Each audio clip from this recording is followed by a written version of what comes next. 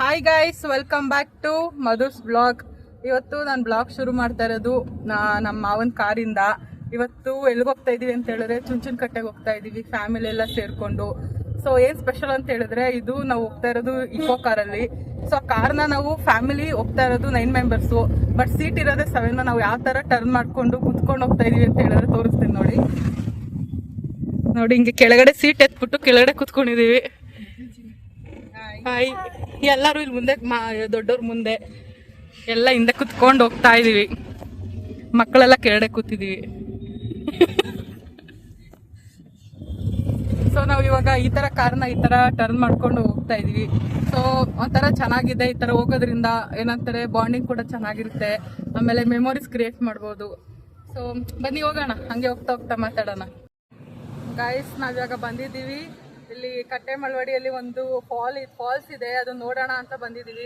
ತುಂಬಾ ಚೆನ್ನಾಗಿದೆ. ಮಳೆ ಬಂದು ವಾಟರ್ ಎಲ್ಲ ಫಿಲ್ ಆಗಿದೆ. ತೋರಿಸ್ತೀನಿ ನೋಡಿ ಎಷ್ಟು ಚೆನ್ನಾಗಿದೆ ಅಂತ.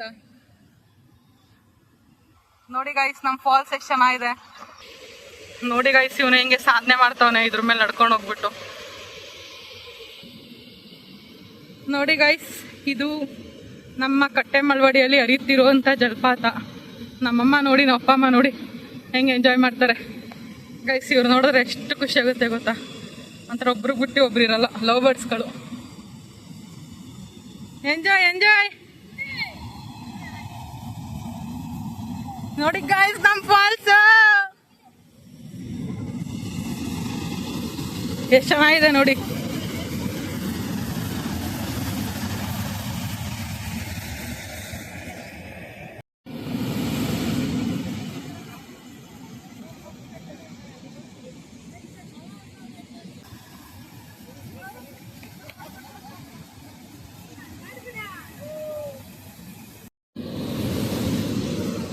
ಗೈಸ್, ಇವಳನ್ನ ತಳ್ಬಿಡೋಣ.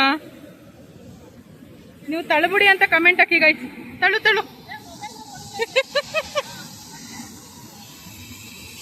ಗೈಸ್, ಎಷ್ಟು ಚೆನ್ನಾಗಿದೆ ಅಲ್ವಾ ಇದು ನೋಡಕ್ಕೆ. ಮುಂಚೆ ಇಲ್ಲಿ ನೀರು ಕಮ್ಮಿ ಇತ್ತು ಗೈಸ್, ನಾವಿಲ್ಲೆಲ್ಲ ಆಟ ಆಡ್ತಾ ಇದ್ದೋ ಮೇಲ್ಗಡೆ ಎಲ್ಲ ಹೋಗ್ಬಿಟ್ಟು. ನೀವು ನೋಡಿ ವಿಡಿಯೋ ಮಾಡ್ತಾವಳೆ, ವಿಡಿಯೋ.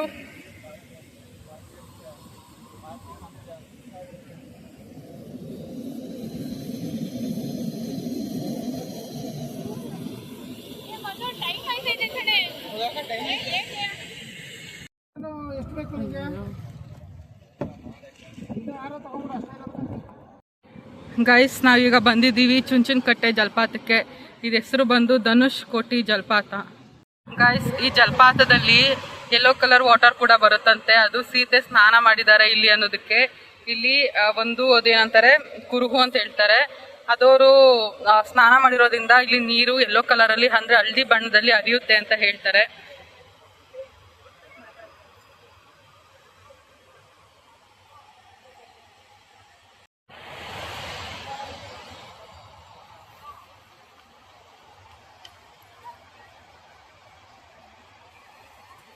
ಆ ಚುಂಚನಕಟ್ಟೆ ಜಲಪಾತದಲ್ಲಿ ನನ್ನ ಹಿಂದೆ ಇರುವಂತ ದೇವಸ್ಥಾನ ಬಂದು ಶ್ರೀ ಕೋದಂಡರಾಮ ದೇವಸ್ಥಾನ.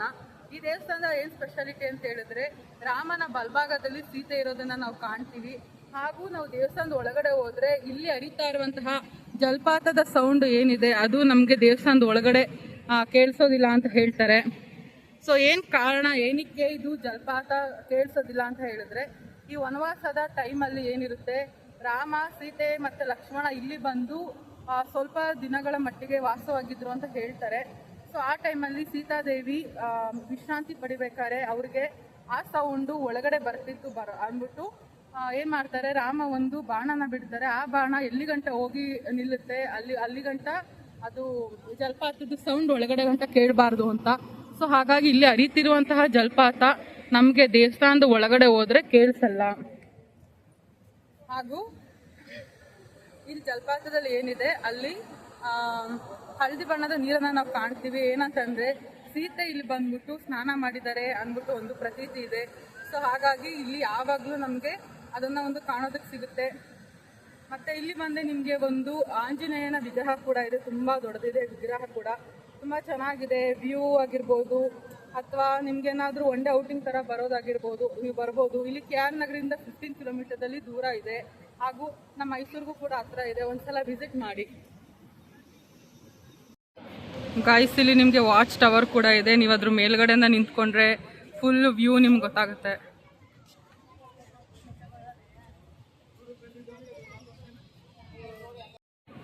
ಗೈಸ್ ಇದೇ ನೋಡಿ ಆಂಜನೇಯ ಸ್ವಾಮಿ ದೇವಸ್ಥಾನ, ದೊಡ್ಡ ಆಂಜೆ.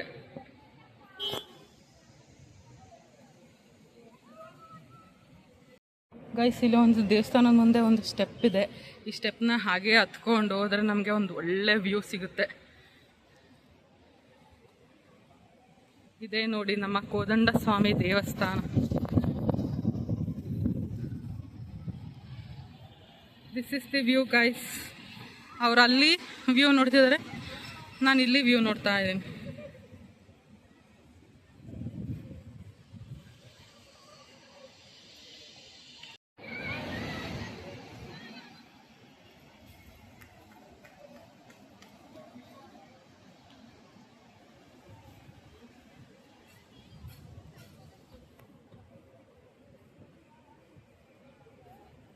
ಈ ಕಡೆ ಒಂದು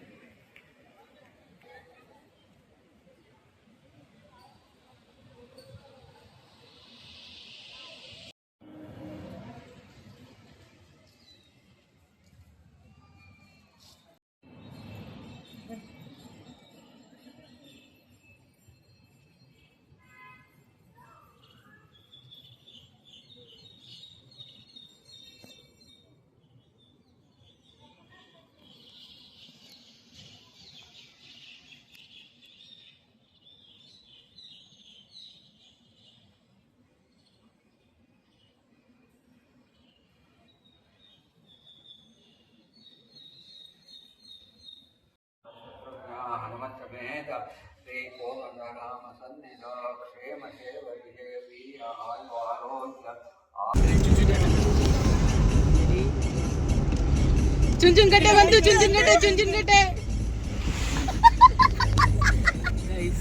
ಇಷ್ಟೇ ದೊಡ್ಸಿದ್ರೆ ದೊಡ್ಡಲ್ಲ. ಇನ್ನೊಂದ್ಸಲ ಟ್ರೈ ಮಾಡೋಣ. ಚುಂಚುನಕಟ್ಟೆ ಗೈಸ್, ನಿಮ್ಗೆ ಹಂಗಲ್ಲ ಈ ಥರ ಕುಂಭಕರ್ಣ ಇದ್ರೆ ಅವ್ರನ್ನ ಟ್ಯಾಗ್ ಮಾಡಿ ಗೈಸ್ ಈ ವಿಡಿಯೋದಲ್ಲಿ. ಎದೊಳ್ತಲ್ಲ ಗೈಸ್, ಜೋರಾಗಿ ಸೌಂಡ್ ಕೊಟ್ಬಿಟ್ಟು ಹಾಗೆ ಹೇಳ್ತಾ ಇದೀವಿ, ಆದರೆ